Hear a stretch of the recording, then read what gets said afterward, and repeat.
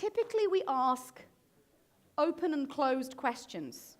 When we don't get used to using this muscle enough, the first questions we ask are either open or closed, and then what happens is we get a short reply from our team or a shallow reply from our team, and that leads us to tell them what we think, because they're obviously not capable of thinking. If you really want to extract the intelligence, you need to ask harder questions. So let's just make sure we all understand these from interpretation. I haven't got time to go through full examples, but closed question, very easy. We use those all the time. I'm sure Jack Daly will be telling you when to use those in sales this afternoon and when not, but they just get us a yes or no. Get stuck in those, you typically stay in those. Very hard to get out of that system. Open question, just get some information. We're typically used to those. Guiding question. This is when it's hard, you're trying to put what you think into a question so that the other person sees what you see. Does that make sense? Yeah? And so give me an example. Somebody shout out an example of a guiding question. That was stupid, wasn't it? I'm sure that's going to extract a lot of intelligence. So possibly, I could actually say it was a guiding question, but I probably wouldn't use it. But what would be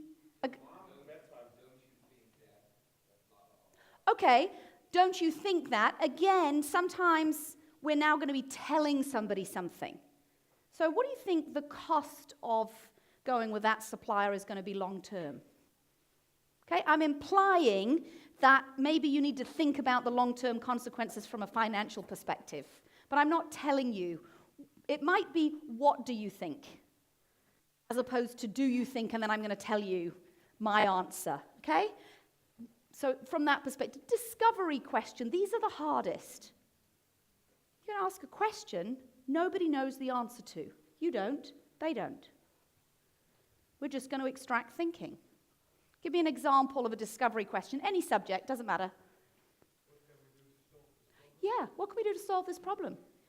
Where is the business going to be in 12 months' time if we, keep doing what we're doing? What's the market going to do differently? What do you think our competitors are going to achieve in the next 6 months? You don't know the answer, but you want people to start thinking. There isn't a right or wrong answer. We're just extracting capability and intelligence. Challenge question. This questions the prevailing assumptions, lots of big, long English words. What it basically means is, how do I challenge what you currently think to get you to look at it from completely the opposite angle? Yeah, it could be a what if. Might challenge what if we don't deal with the banks anymore? Yeah? What if we do something completely radically different with our customers? What if we did this? Getting everybody to look from a different angle. They're the bigger questions. The bigger the question, the harder it is for you to think of them, but also the harder it is for people to reply.